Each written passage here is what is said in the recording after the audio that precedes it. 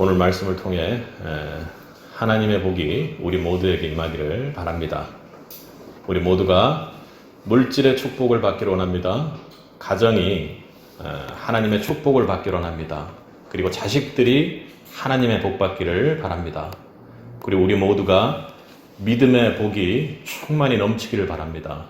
그리고 우리 모두의 삶 마지막 가운데 하나님의 순교의 복이 있기를 바랍니다. 여러분, 주일 아침부터 계속 축복받으니까 좋으시죠? 저도 참 좋은 것이 목사라는 직분이 하나님의 복을 여러분에게 전하기 위해 제 삶을 미흡하지만 하나님께 드린다는 것이 참으로 너무나도 복받은 일이고 좋은 일이라고 항상 생각을 합니다. 여러분에게도 성도이지만 다같이 목사로서의 축복 또한 있기를 바랍니다. 이렇게 우리는 무슨 복이든지 복이라 하면 마다하는 사람들이 잘 없습니다. 그것은 나쁜 것은 아니죠. 우리 민족들처럼 복을 선호하는 민족도 없을 것입니다. 그래서 밥숟가락에도, 그리고 베개에도, 옷에도, 그리고 대문에도 복과 관련된 글자들을 많이 쓰지 않습니까? 그리고 결혼식에, 돌잔치에, 칠순 이런 잔치들에 복이라는 단어가 어떻게 쓰든지 끼어 들어갑니다. 그리고 예수님을 믿는 우리 교회에서도 새해에는 어떻게 인사를 합니까? 새해 복 많이 받으세요 이렇게 인사하죠. 그렇게 하고 이렇게 해도 되는 건가? 살짝 갸우뚱하다가도 그렇게 합니다. 그만큼 복이라는 것이 가장 일반적인 덕담이고 그렇게 서로에게 좋은 축복을 해주는 것이죠. 한참 교회의 성장기에 끝날 무렵이죠. 교회를 향해 자성의 소리로 이 복에 환장한 교회와 성도들아 이렇게 비판하는 것을 보았던 기억도 납니다. 그러나 복 받기를 바라는 성도의 마음은, 그리고 복을 구하는 성도는 나쁜 것이 아닙니다. 복을 구해야죠. 하나님의 복을 받아야 우리는 살아갈 수 있는 사람들입니다. 구약 성경이 말하는 복은 번영과 번성, 풍요, 다산의 모습을 잘 그리고 있고 이야기로 이야기하고 있습니다. 아브라함도 야곱도 소유가 참으로 풍성했죠. 요셉은 시위대장 보디발의 자산을 관리할 때 그가 형통함으로 보디발의 소유가 큰 복을 받게 되었습니다. 그러니까 요셉은 요셉뿐만 아니라 요셉이 함께하는 다른 사람들에게도 하나님의 복이 전해졌던 것이죠. 성경도 물질적이고 현세적인 복을 그렇게 이야기하고 있습니다. 그런데 성경이 더 중요하게 여기는 우선적인 복은 영적인 복이요 영원한 생명의 복, 내세의 복일 것입니다. 신약에서는 더욱 명확히 주님께서 말씀하고 계십니다. 주님께서 오신 이유가 우리 인간들이 이 내세의 복을 우선시하고 더 먼저 알았더라면 주님께서 오실 일이 없었겠죠.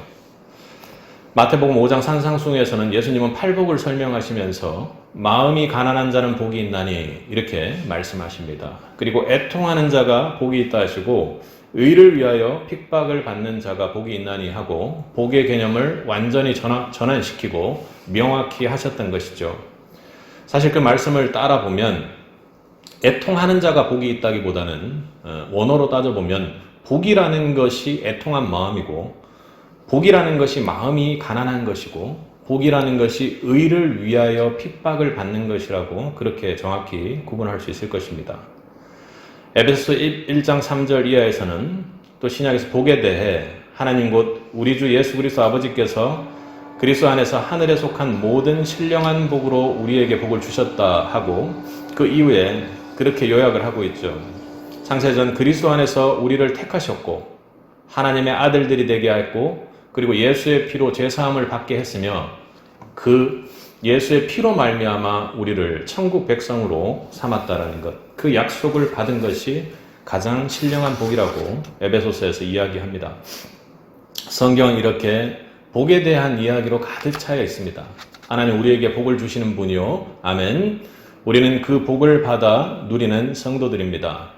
신구약을 합쳐서 복에 대한 단어가 약 한 800번 가까이 등장한다고 합니다. 이는 그만큼 하나님이 복을 좋아하시는 분이고 그리고 우리를 너무 사랑하셔서 복 줄 일밖에 없다는 것을 말씀해 줍니다. 저는 여러분들이 영적인 복의 가치를 바로 깨닫고 이미 그 복이 내 안에 주어져 있음을 믿고 감사하며 그 복을 누리며 보존할 수 있기를 주님의 이름으로 축복합니다. 하나님, 오늘 본문 아브라함의 순종을 통해 참으로 큰 복, 무한한 복을 누리게 된다고 말씀해 주십니다. 우리에게 하는 말씀이죠. 오늘 본문의 아브라함의 순종을 하나님께서는 기뻐하시며 우리 모두로 순종을 통해 하나님께서 예비하신 그 여호와 이레의 축복을 누리기를 오늘 말씀으로 여러분들을 축복하고 계십니다. 여러분, 아브라함에게 하나님께서 줄곧 해오셨던 약속의 말씀의 중심 골자는 무엇입니까? 무엇이죠? 아브라함에게 복을 주어 아브라함을 통해 번성케 하겠다고 말씀하는 거 아닙니까? 우리 15절부터 17절까지를 한번 이어 읽어보겠습니다. 여호와의 사자가 하늘에서부터 두 번째 아브라함을 불러 이르시되 여호와께서 이르시기를 내가 나를 가리켜 맹세하노니 내가 이같이 행하여 내 아들 내 독자도 아끼지 아니하였은즉 내가 내게 큰 복을 주고 내 씨가 크게 번성하여 하늘의 별과 같고 바다의 모래와 같게 하리니 내 씨가 그 대적의 성문을 차지하리라. 아멘. 하나님이 어떤 복을 주셨죠? 번성하는 복을 주셨습니다. 아브라함뿐만 아니라 자손들에게도 번성의 복을 주었죠.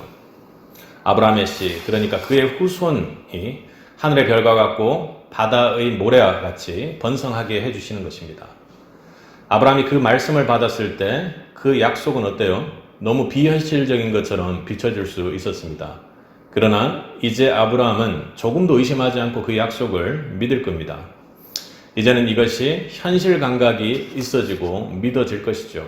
그 이유는 하나님 말씀하실 때 죽었던 자신의 몸에서 이삭이 태어나는 것을 직접 경험했기 때문입니다. 영적으로 복이 무엇인지, 하나님 복이 무엇인지를 아주 정확하게 체험했던 것이죠. 하나님이 실제로 아브라함의 후손들을 그렇게 만들어 주셨습니다. 출애굽기 1장 7절에 보면 이스라엘 백성은 생육하고 불어나 번성하고 매우 강하여 온 땅에 가득하게 되었더라, 이렇게 이야기를 합니다. 하나님은 앞서 창세기 12장부터 후손이 번성할 것을 아브라함에게 약속을 하셨습니다. 그런데 지금 22장에서 다시 한번 이야기를 하고 계십니다. 지금 차이가 무엇이죠? 앞서나 지금이나 하나님이 하고 계신 약속은 별반 차이가 없습니다. 다만 조금씩 말씀이 구체적이 되고 말씀이 어찌 보면 약속을 하시는 분 입장에서 더욱더 간절하게 이야기하고 계십니다. 그런데 지금 현재 아브라함에게 축복할 때 아브라함 입장에서 바뀌었던 것은 이전은 하나님의 약속에 기반이 되어 있었지만 지금은 아브라함의 순종에 기반하여 이 축복들이 이루어질 거라고 말씀하고 계신다는 것입니다. 오늘 16절에 말하는 것처럼 하반절을 보면 내가 이같이 행하여 내 아들 내 족자도 아끼지 아니하였은즉 이렇게 말합니다. 바로 아브라함의 순종에 근거해서 내가 지금 이 축복을 내리겠다고 더욱더 구체적으로 말씀하고 계시는 것입니다. 아브라함은 아들을 아끼지 않은 온전한 순종을 통해 하나님의 진정한 약속의 복을 누리는 하나님의 백성이 된 것입니다. 그러니까 하나님이 약속하셨고 그리고 아브라함이 순종하는 가운데 하나님께서 은혜를 베푸시겠다고 더욱 구체적으로 말씀하시는 것이죠. 하나님이 자신의 말씀에 순종하는 사람들, 그 사람들을 번성케 하는 복을 주십니다. 그것이 영적이든 물질적인 것이든 하나님은 순종하는 자들을 번성케 하십니다. 왜 그렇습니까? 하나님은 우리를 만드시며 번성하여 땅에 충만하여 하나님이 기뻐하시고 홀로 영광받기를 원하시는 분이셨습니다. 창세기 1장 28절에 처음으로 우리를 만드시고 생육하고 번성하고 충만하고 다스리라는 그 명령을 하나님께서 하셨던 것이죠. 그것이 하나님께서 우리를 만든 이유고 목적이셨던 것입니다. 하나님은 하나님의 백성이 하나님 앞에 겸손히 순종해 나아갈 때 번성케 하시고 높이셔서 이 땅에서 사용하십니다. 오늘 본문은 17절 하반절을 보면 내 씨가 그 대적의 성문을 차지하리라 이렇게 말합니다. 성문이라는 것은 무엇을 의미합니까? 성문을 차지한다라는 것은 그 문만 차지하는 것이 아니라 그 성읍 전체를 차지한다라는 의미가 아닙니까?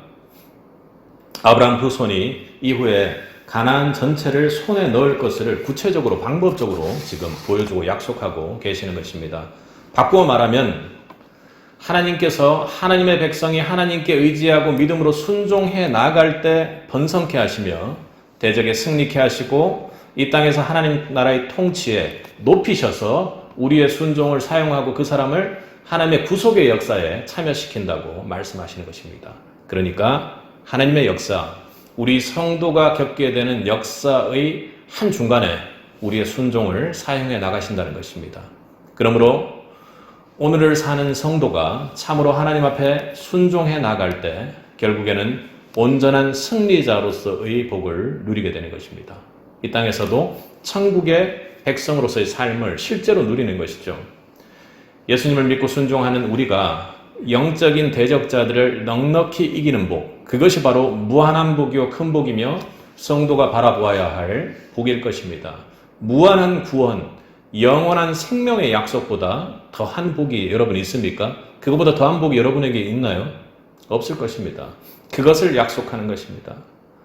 하나님께서 준비하신 가나안 전체를 쥐는 승리를 완전하게 거둘 것을 약속하고 계십니다. 그런데 여러분, 걱정이 되는 것이 참 있습니다. 불순종의 삶을 사는 사람은 이런 복의 길이 아닌 저주의 길로 걸어가는 것입니다. 왜요? 왜 그렇습니까, 여러분? 불순종의 삶을 사는 그곳에는 복 주시는 하나님의 은혜가 없기 때문입니다. 신명기 28장에서는 불순종으로 은혜가 사라진 곳마다 생명이 움트지 않고 메마른 땅이 된다고 아주 길게 저주의 말들이 나타나고 있습니다. 심판의 말들이 나타나죠. 하나님의 약속의 말씀을 잊고 사는 정도라면 이것은 여러분 단순히 물질과 후손이 고생하는 정도의 하루 이틀의 잠깐의 일탈의 문제가 아니라 신명기에서 불순종의 이야기들을 얘기하는 것처럼 완전히 그 후손들이 생명이 말라버리는 일이 생긴다라는 것 여러분 기억하십시오. 이집트의 노예 생활에 구원해 주셔서 하나님 감사합니다 하고 신앙생활이 끝나는 것이 아닙니다. 주님 예수 믿고 예수를 영접하고 주님 앞에 기도하고 그렇게 신앙생활을 하고 있으니 너무나도 감사합니다 이러고 끝나는 것이 아닙니다. 광야에서도 가나안에서도 지속적으로 주님과의 관계를 맺고 주님의 말씀으로 살아가고 말씀으로 순종하며 그 말씀의 길을 따라갈 때 우리는 복의 길을 누리는 것입니다. 그것이 바로 구원이죠. 내가 구원받았다, 예수님 믿었다 이걸로 끝나는 것이 아니라 예수님 말씀으로 구원을 함께 이루어가는 것이 구속의 역사입니다. 성도가 불순종의 길을 걸어간다면 제가 가장 걱정하는 것입니다. 생명을 잃게 될 것입니다. 그러기에 방법은 성도는 하나님께 등을 돌리고 있었던 것에서 하나님을 향하여 바로 방향을 돌리기만 하면 됩니다. 진심으로 하나님의 말씀을 듣고 귀를 열어 하나님의 말씀을 사모하는 것은 그거 바로 회개의 시작입니다.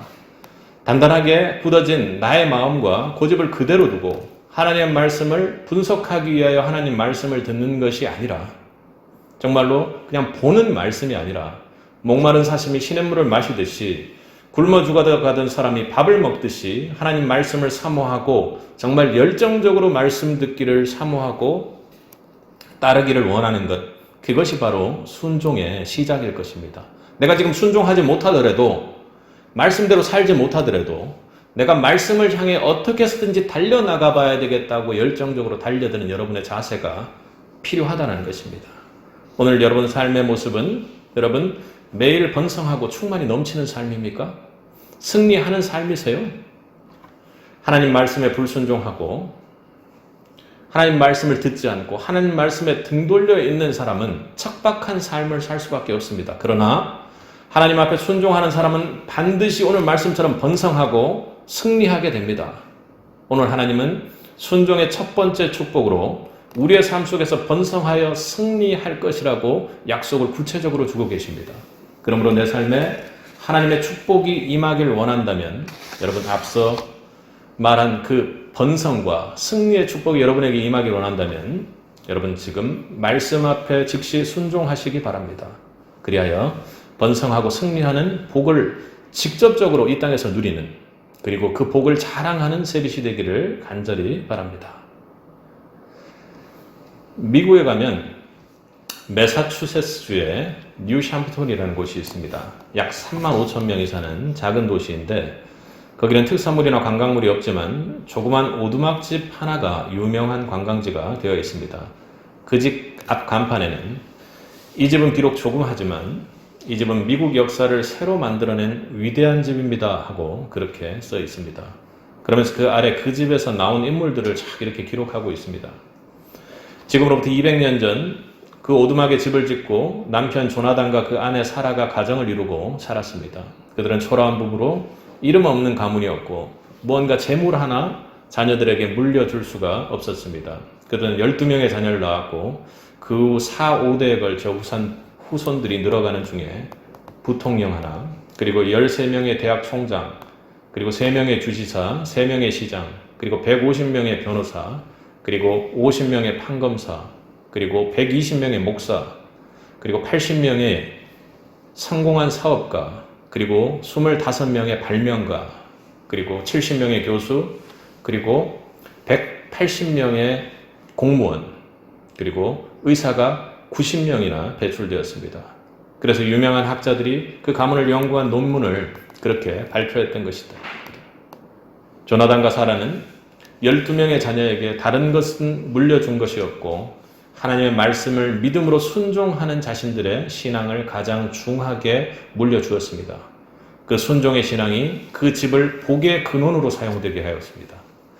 조나단과 사라는 후손들에게 바로 복의 근원이 되었던 것입니다. 내 번성이 다른 이들에게까지 확장되는 복이 되었던 것이죠. 우리 18절을 한번 읽어보도록 하겠습니다. 내 씨로 말미암아 천하 만민이 복을 받으리니 이는 내가 나의 말을 준행하였음이니라 하셨다 하니라. 아멘. 우리는 하나님이 아브라함을 축복하는 두 번째 내용을 듣고 있습니다. 또다시 이야기했다 이러니까 이 복이 더욱더 구체적으로 확실하게 들어옵니다. 여러분들 이렇게 길 가다 보시면 그런 간판들 보셨잖아요. 세상에서 두 번째로 맛있는 집 뭐 이런 거 있잖아요. 그럼 분명히 첫 번째는 포기하긴 했지만 이 집이 진짜 맛있지 않을까 이런 생각들을 하게 됩니다. 오늘 15절에 말하는 것처럼 여호와의 사자가 하늘에서부터 두 번째 아브라함을 불러 이렇게 이야기했습니다. 앞서 숫 양을 준비한 그 복뿐만 아니라 하나님께서 앞으로 하게 될 복이 무엇인지를 두 번째 특별히 불러서 이야기했다고 하니까 더욱더 이 복이 구체적으로 다가옵니다. 내 씨로 말미암아 천한 만민이 이 복을 얻게 된다는 것입니다. 내 씨로 말미암아 천하 만민이 이 복을 얻게 된다는 것입니다. 하나님이 아브라함에게 그와 그 후손을 통해 이 세상에 얼마나 놀라운 일을 이루어 갈지를 말씀하고 계시는 것입니다.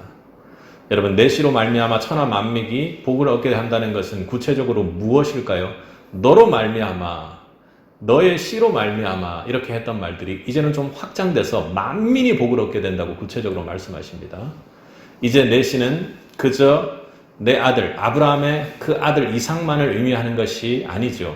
내 씨는 바로 이스라엘 백성을 통해서 세상에 오실 예수 그리스도를 가리키고 있는 것입니다.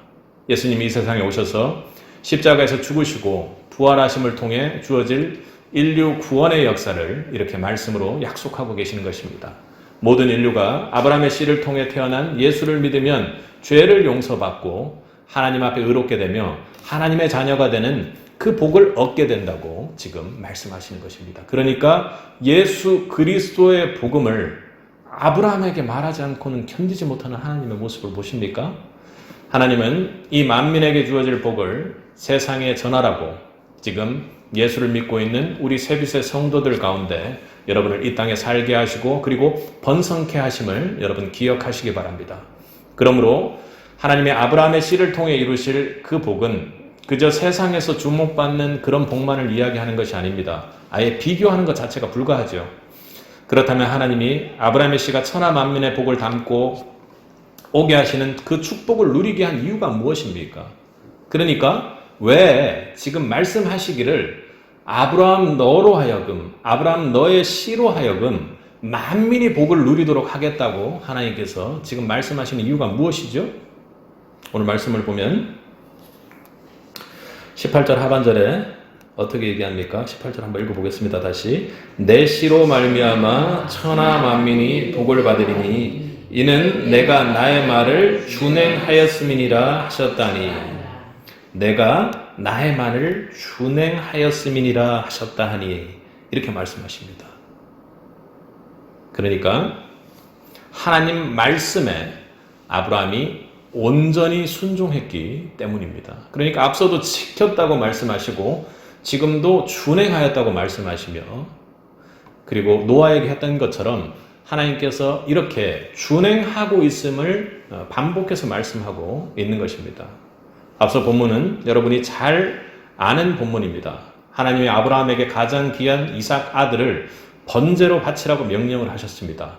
이때 아비 되는 아브라함이 어떻게 했습니까? 가장 소중한 이삭을 바쳤습니다. 어떻게 해요? 지체 없이 믿음으로 아들 이삭을 바쳤습니다. 고백컨대 저는 불가능한 일입니다. 저는 하기가 힘든 일일 겁니다. 그런데 하나님께서 어떻게 해요? 믿음으로 그 당시가 되면 성령으로 그렇게 할 수 있는 힘을 주시리라 믿습니다. 이 순종에 대한 하나님의 축복은 놀라운 것이었습니다. 하나님이 반드시 만민이 누릴 축복을 내 씨를 통해 보내신다는 약속이었죠. 너의 씨를 통해 하나님이 만민에게 전할 복이 주어진다고 그렇게 말씀하고 있는 것입니다.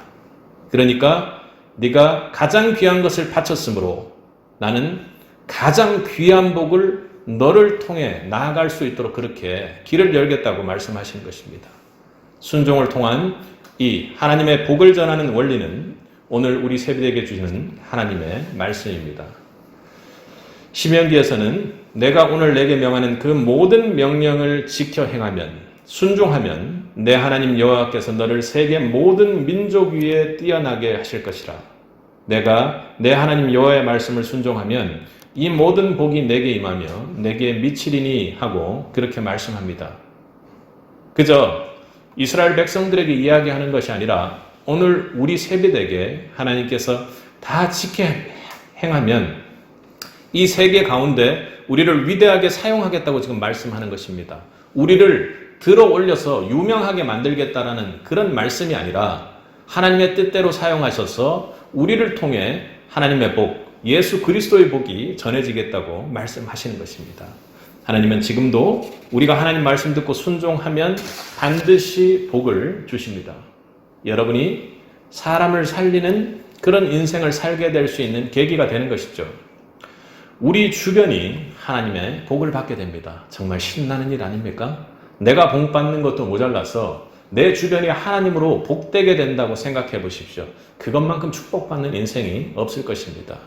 우리와 관계를 맺는 이웃 사람들에게 우리가 영향력을 미치는데 악한 영향력, 그리고 세상에 선한 영향력, 이런 것들이 아니라 하나님의 복에 대한 영향력을 미치게 된다는 것은 너무나도 놀라운 일입니다. 뿐만 아니라 여러분 지금 다음 세대의 교육이 매우 심각하다는 걸 느낍니까? 여러분 학교 보내기가 참으로 만만치가 않습니다. 학교 보냈을 때 정말 이상한 일들이 많이 일어나죠. 그런데 더욱 우리가 부모로, 믿음의 선배로 중요한 것은요, 우리가 아이들을 가르칠 때 가장 중요한 것 중 하나는 우리가 순종한 그 복이 우리에게 흘러넘쳐 우리 후손들에게 주어진다는 것입니다. 이것은 단순히 삶 속에서 일어나는 일들만을 이야기하는 것이 아니라 우리가 순종함으로 하나님께서 은혜로 우리 자녀들에게 복 주신다는 것입니다. 우리가 순종함으로 우리 자녀들이 제대로 하지 않는 그런 가운데서도 하나님께서는 은혜를 주세요. 더욱 큰 은혜는 우리가 순종함으로 우리의 자녀들이 하나님께 순종할 수 있는 복을 하나님께서 주신다는 것입니다. 부모가 형식이 아니라 진정한 마음으로 하나님 앞에 순종할 때 우리 자녀가 복받는 비결이 바로 그것입니다. 우리가 마음으로 순종할 때 말입니다.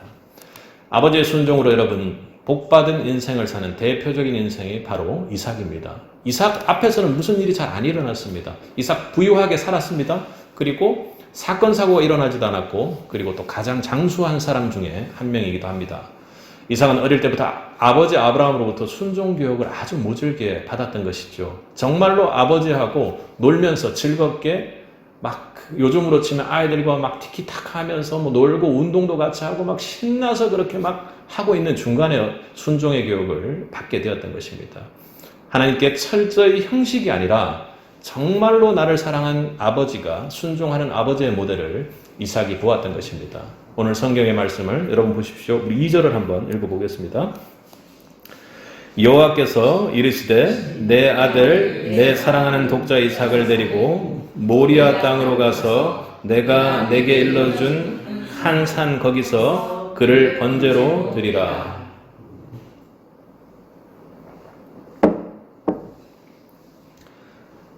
오늘 아버지 아브라함이 하나님께 어떻게 순종합니까? 하나님의 약속의 말씀에 모순되는 얘기입니다. 내 씨를 통해서 그죠? 만민이 번성하게 되고 그리고 이 씨를 통해서 계속해서 후손이 이어질 거라고 했던 말과는 전혀 다른 이야기입니다. 그런데 아브라함은 무조건 순종합니다.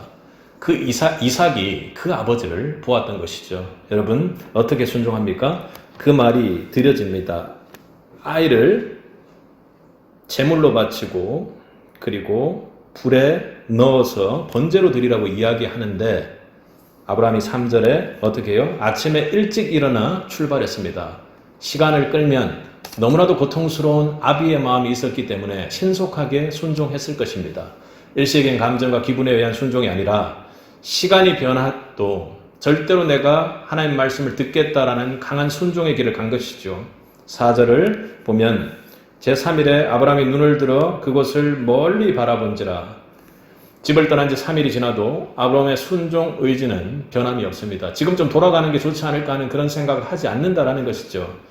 마지못해 하는 형식적인 순종도 아니고 하나님이 하라고 하니까 억지로 가는 그런 그 순종의 선을 넘어서는 것입니다. 체면을 세우기 위해 가식적으로 다른 사람들에게 순종하는 모습을 보이기 위해 가는 것도 아니지요.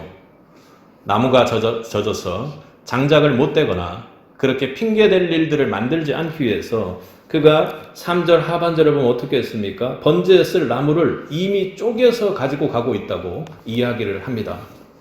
여러분, 아이를 하나님께 제물로 드려야 되는 그런 상황에 만약에 본인이 처해 있다면 이 나무를 쪼개는, 장작을 쪼개는 일도 쉽지 않은 일이라는 것 여러분 생각할 수 있을 것입니다. 그리고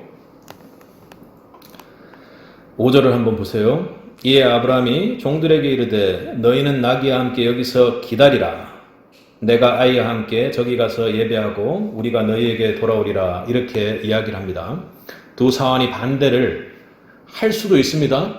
신앙이나 믿음이 없는 부활의 신앙을 가지고 있지 않는 그 사원들이 함께 갔을 때 아브라함이 하나님께 아들을 드린다고 했을 때 어땠을까요? 분명히 방해하고 말릴 수 있는 상황이었습니다. 두 사원을 밑에 두고 올라갑니다. 아무리 순종하는 이삭이라도 여러분 어떻겠습니까? 불이 타오르면 도망칠 것이기 때문에 이삭을 나무 위에 올려놓고 구절을 보면 결박해버리고 말았습니다. 물론 참으로 이삭도 대단한 하나님의 복을 받은 자녀입니다. 그대로 그렇게 결박당하죠. 철저하고 진심으로 아버지께 믿음으로 순종하는 아버지의 모습을 이삭은 보았습니다. 진정 마음으로 결단하고 순종하는 아버지의 모습입니다.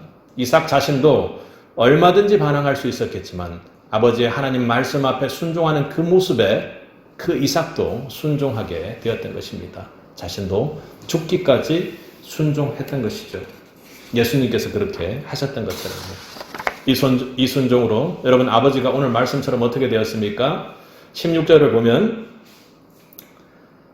하나님께서 내가 나를 가리켜 맹세하노니 이렇게 말씀합니다. 그러니까 내가 축복을 주는데 내가 나를 가리켜 내 스스로 맹세하고 축복을 주겠다고 그렇게 강력하게 축복해주는 모습을 보았습니다. 순종으로 큰 복을 받는 아버지의 모습을 그는 직접 목도했던 것이죠. 아버지의 순종으로 자손들까지 크게 복받게 한다는 그 말씀을 이삭도 당연히 그 자리에서 듣지 않았겠습니까? 어릴 때부터 순종하는 것을 배우는 자식은 복을 받게 되어 있습니다. 왜요? 그 철저한 순종으로 산 아버지를 기억할 것이기 때문입니다. 아버지의 순종을 기억할 것이기 때문에 그가 분명히 하나님 말씀에 어떤 상황에라도 아버지가 순종한 만큼 순종하는 자녀들이 될 것이라는 것입니다. 하나님이 믿음의 씨의 후손에게 그렇기 때문에 복 줄 수밖에 없는 것이죠.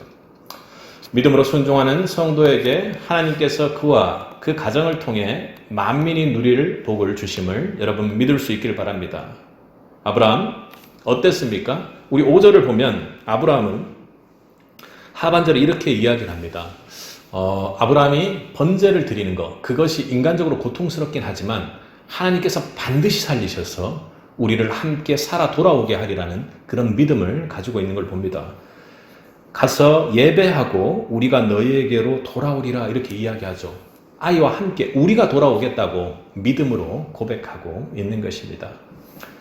여러분, 이런 복을 받기 위해 정말로 믿음의 복, 하나님께서 주시는 만민을 향해 하나님의 복을 전달하는 통로가 되는 그런 복을 받기 위해 거기에는 절대 순종이 필요하다고 오늘 본문은 이야기합니다. 그러므로 우리가 복받는 인생으로 사는 성도가 되기 위해, 그러니까 하늘에서 쏟아지는 진정한 복, 이 땅에서 명예를 올리고 높여지는 그런 복뿐만 아니라 하늘 복을 받기 위해 가장 중요한 것은 하나님 말씀에 절대 순종하는 것입니다. 그러기에 성도의 인생에서 하나님 말씀에 순종하는 일은 결코 작게 여겨서는 안 되는 일입니다. 하지만 우리는 징계받고 벌받지 않으니까 그냥 하나님이 참고 인내하고 계시는 모습이니까 그냥 대충대충 넘어갈 때가 많지요. 순종은 우리 자신과 후손과 수많은 사람들에게 하나님의 복을 전달하는 명확한 성도에게 주어진 복의 통로임을 기억하시기 바랍니다. 그리고 순종은 바로 우리 성도가 할 수 있는 가장 이 땅에서의 구체적인 위대한 사역임을 기억하십시오. 순종으로 하는 그 사역에 도전하는 세빗이 되기를 바랍니다. 하나님 말씀에 절대 순종함으로 복 누리는 세빗의 가정, 그 공동체가 되기를 주님의 이름으로 축복합니다. 미국의 전 국무장관이었던 파월을 여러분 아시죠? 맨하탄의 빈민촌에서 그는 태어났습니다. 하지만 부모님을 따라 신앙생활을 하여 독실한 크리스찬이 되었죠. 그리고 흑인으로 최초로 미국의 국무장관이 되어 전쟁을 할 때마다 전 세계에 미국의 영향력을 펼쳤던 사람입니다. 파월에게 성공적 삶의 비결을 물었더니 이렇게 얘기했습니다. 내 인생의 목적은 하나님입니다. 그러므로 저는 어떤 역경을 당해도 좌절하지 않습니다. 나는 항상 하나님이 함께 하시며 내가 모르는 나의 앞날을 하나님께서 준비하고 계심을 믿습니다. 이렇게 대답했습니다. 아멘. 하나님이 세빗 여러분의 앞날에도 놀라운 섭리와 은혜로 예비하는 분이심을 여러분 믿을 수 있기를 바랍니다. 우리 20절과 24절을 한번 쭉 읽어보도록 하겠습니다. 읽겠습니다. 이 일 후에 어떤 사람이 아브라함에게 알려주기를 빌가가 그의 형제 나홀에게 자녀를 낳았다 하였더라.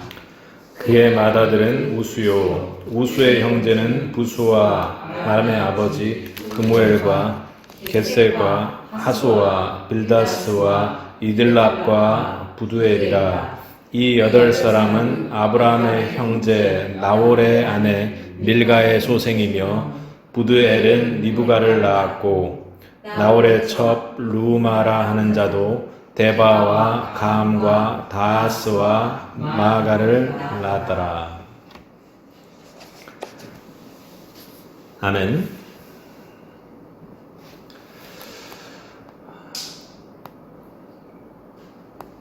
누군가가 아브라함에게 갈대아 우르에 남았던 아브라함의 동생 나홀이 밀가를 통해 자녀를 낳았다는 소식을 전해주었습니다. 나홀이 낳은 자녀들은 본처인 밀가를 통해서 8을 낳았고 첩인 루마를 통해서 4명을 낳았습니다.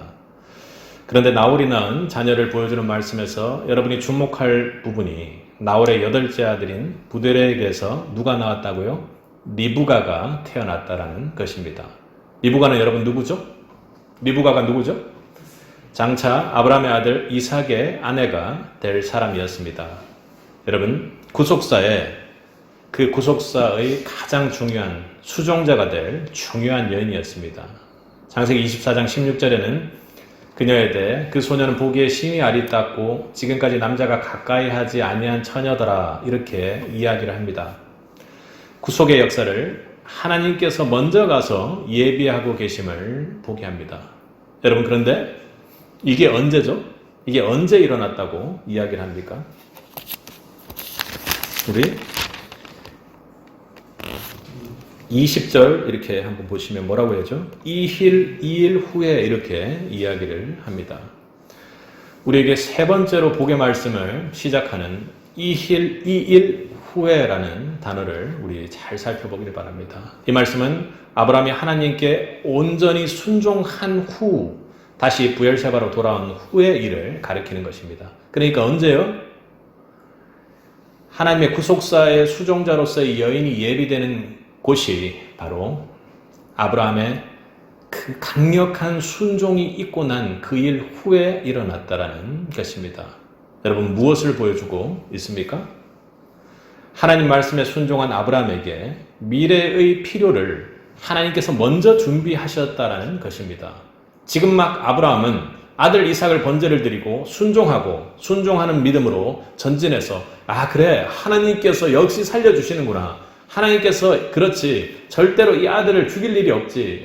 그래 내가 믿음의 승부를 봤는데 정말 하나님께서 축복해 주셨어 하고 그렇게 기뻐하고 있는 그때입니다. 이삭을 바라보며 하나님을 경배하며 기뻐하고 있었을 것입니다. 그 모습에 하나님도 너무나도 기뻤겠죠. 그런데 하나님 막 순종의 삽을 뜬 아브라함의 가정에 이삭의 후사를 먼저 준비하고 계셨다는 것입니다. 아무도 생각하지 못하고 있는 그때, 그리고 이삭이 살아있는 것만으로도 기뻐하고 있었던 그때 하나님은 이삭을 통해 많은 후손이 태어나고 그 후손을 통해 메시아가 올 것이라고 한 그 약속이 성취되기 위해 한 이삭의 배우자를 준비했던 것입니다. 그런데 하나님은 아브라함이 보지 못하고 알지 못했지만 정확한 때에 이삭의 배우자 리브가가 태어나도록 예비해 주셨다는 것입니다. 여러분 이것이 바로 하나님의 섭리입니다. 하나님의 섭리이기에 우리가 무언가 흉내낼 수 없는 것입니다. 오로지 하나님의 은혜로만 가능한 것이죠. 여러분 가정의 후사도 여러분의 자녀들의 배우자도 하나님께서 예비하고 계심을 여러분 믿을 수 있길 바랍니다. 그리고 그 사실을 어떻게 해서든지 어떤 사람을 통해 아브라함이 알도록 넌지시 전해줄 수 있습니다. 여러분 하나님의 구속의 역사를 꼭 아브라함에게 말씀하고자 하는 하나님의 모습을 보게 됩니다. 물론 우리는 하나님의 그 예비하심을 깨닫지 못할지 모르지만 하나님께서는 준비하고 계신다는 거 여러분 믿을 수 있기 바랍니다. 이것이 바로 성도를 향해 하나님의 사랑으로 만들어가는 하나님의 놀라운 섭리입니다. 우리가 생각할 수 없는 범위를 하나님은 준비하고 계시는 것이죠. 섭리의 구체적인 내용을 보면 우리가 상상할 수 없는 비밀들이 있는 것입니다. 하나님은 겉보기에 우리는요 장자의 딸, 우리가 겉보기에 정말 괜찮은 사람, 마음이 좋은 사람, 그리고 잘 사는 집, 그리고 교육 정도가 비슷한 사람, 여러 가지 그런 것들을 따지는데요. 하나님은 그런 것이 아니라 전혀 주목받지 않는 그 막내의 사람을 사용해서 위대한 역사의 섭리를 하셨습니다. 여러분, 하나님은요, 우리가 눈앞에 놓여있는 하나님의 말씀, 우리 지금 눈앞에 놓여있는 하나님의 말씀에 순종하기만 할 때 우리가 볼 수 없는 미래를 준비하시는 분임을 믿으시기 바랍니다. 그것이 하나님의 섭리입니다. 간단히 생각했을 때 우리 집 아이들 있죠? 우리 집 아이들. 여러분 기도하시잖아요. 그 아이들의 후사를 하나님께서 이미 예비해 놓고 계신다는 것 여러분 참 마음속에 새기고 정말 근사한 일 아닙니까? 하나님께서 그런 아이를 그런 배우자를 준비해 놓고 계시고 믿음의 계보로 사용하실 준비를 지금 하고 계시다는 거죠. 단 언제요? 부모가 순종해 나갈 때입니다. 그러기에 하나님의 말씀에 순종하는 일은 그 자체가 심히 기쁘고 신나는 일이 아닐 수가 없습니다. 내가 순종하면 순종하는 대로 하나님께서 내 아이의 후사, 나의 미래, 그리고 우리 가정에 내가 알지 못하는 모든 후사들을 예비하고 계신다고 생각하는 것이기 때문입니다. 내 순종의 크기가 우리 아이의 복과 내 이웃 사람들의 복과 그리고 아이의 배우자가 결정됨을 여러분 볼 수 있기를 바랍니다. 하나님은 우리가 보지 못하고 알지 못하는 미래의 일들을 준비하며 정확한 때, 그러니까 가장 좋은 때죠. 가장 좋은 일로 여러분에게 예비하고 계신 분입니다. 그러므로 성도는 나의 미래를 대비하기 위해 지금 내 앞에 주어진 하나님 말씀에 전적으로 순종하는 사람들이 되기를 바랍니다. 내가 멀리 내다보고 내가 계획하고 섭리하려고 하는 것이 아니라 하나님께서 모든 것을 맡기고 지금 내 앞에 주어진 말씀을 다 지켜 행하는 성도들이 되기를 바랍니다. 그러니까 내 앞에 있는 걸 난 순종하세요. 일은 하나님께서 하십니다. 미국의 최신부 장관을 지낸 워너메이커는 백화점의 왕으로 10의 1조가 아니라 10의 9조를 바쳤다고 합니다. 여러분 10의 9조를 바치는 게 대단한 일이죠. 대단한 일인데 10의 9조를 바칠 수 있는 이유가 무엇입니까? 10의 9조를 바칠 수 있는 이유가 무엇이죠? 그냥 10의 1만 가지고 살아도 삶 속에서 엄청난 복과 축복을 누리면서 살았던 사람입니다. 신문기자가 와서 그렇게 물었습니다. 당신은 투자할 때마다 늘 성공하는데 당신의 생애에서 어떤 투자가 가장 성공적이었습니까? 어떤 투자가 가장 성공적이었죠? 하고 물었습니다. 그러자 워너메이커가 이렇게 말합니다. 12살 때 투자한 2불 50센트가 저는 생애 가장 큰 최고의 투자였습니다. 어디에 투자하셨는데요? 그때 저는 2불 50센트를 주고 성경을 샀는데 그 성경이 오늘날의 투자의 성공을 만들었습니다. 저는 내 앞에 놓여진 하나님의 말씀을 소중히 여기고 순종하며 살았더니 하나님의 놀라운 축복과 은혜가 주어졌던 것입니다. 여러분 고민하지 마시기 바랍니다. 앞으로 어떻게 될지 정말로 걱정하고 염려하지 마시기 바랍니다. 다만 내 앞에 놓여진 말씀에 순종하는 새빛이 되길 바랍니다. 하나님과 동행하며 하나님의 축복을 누리는 유일한 비결은 하나님 말씀대로 살아가는 삶입니다. 새로운 방법과 새로운 비법이 있는 것이 아닙니다. 여러분 삶의 어려움을 없애는 방법이 여러분 무엇입니까? 복받는 삶으로 복을 누리는 가정과 공동체가 되는 비결이 여러분 무엇이죠? 지금 여러분 앞에 놓여있는 그 말씀에 바로 순종하시기 바랍니다. 미루지 말고 지금 말씀에 순종해야 되겠다라는 그 결단을 하시기 바랍니다. 그리하면 하나님의 놀라운 복이 즉시 지금 임할 것입니다. 여러분의 자손과 여러분의 주변이 여러분의 순종으로 복받게 된다는 것, 너무 신나고 도전할 만한 신앙이 아닙니까? 그 복을 누리는 그 순간에도 하나님께서는 멈추지 않으세요. 여러분의 남겨진 날들을 위해, 여러분의 이후의 일들을 위해 최선의 것으로 최적의 때를 준비하고 지키기까지 해주실 것이기 때문입니다. 이 놀라운 여호와 일의 축복이 우리 세뱃에게 임하기를 주님의 이름으로 간절히 축원합니다. 함께 기도하겠습니다.